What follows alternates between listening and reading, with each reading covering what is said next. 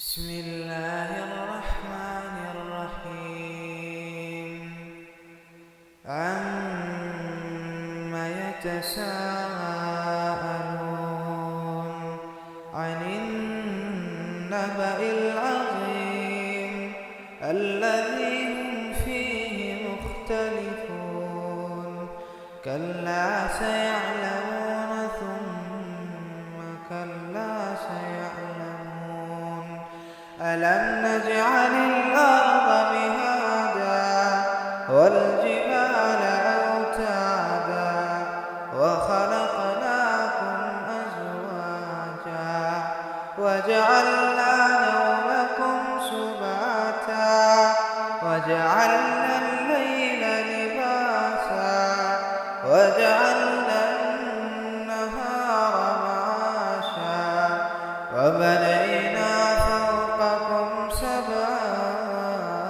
شدادا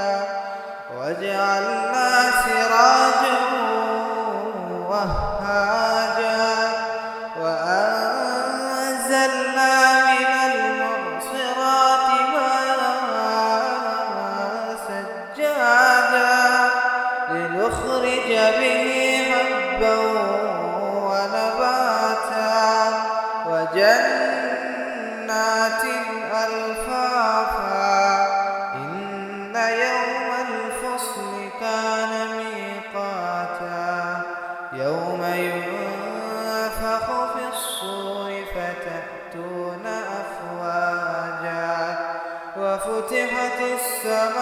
السماء فكانت أبوابا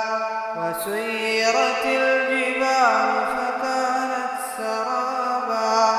إن جهنم كانت مرصادا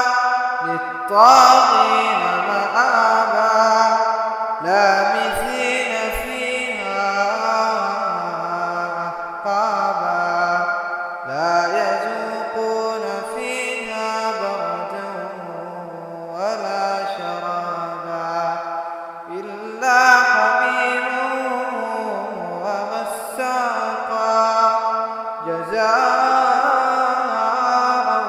وفاقا إنهم كانوا لا يرجون حسابا وكذبوا بآياتنا كذابا وكل شيء أحصيناه كتابا فذوقوا فلن نزيدكم إلا عذابا إن للمتقين مفازا حدائق وأعنابا وكواعب أترابا وكأسا دهاقا لا يسمعون فيها لغوا ولا كذابا جزاء من ربك عطاء حسابا رب السماوات والأرض وما بينهما الرحمن لا يملكون منه خطابا يوم يقوم الروح والملائكة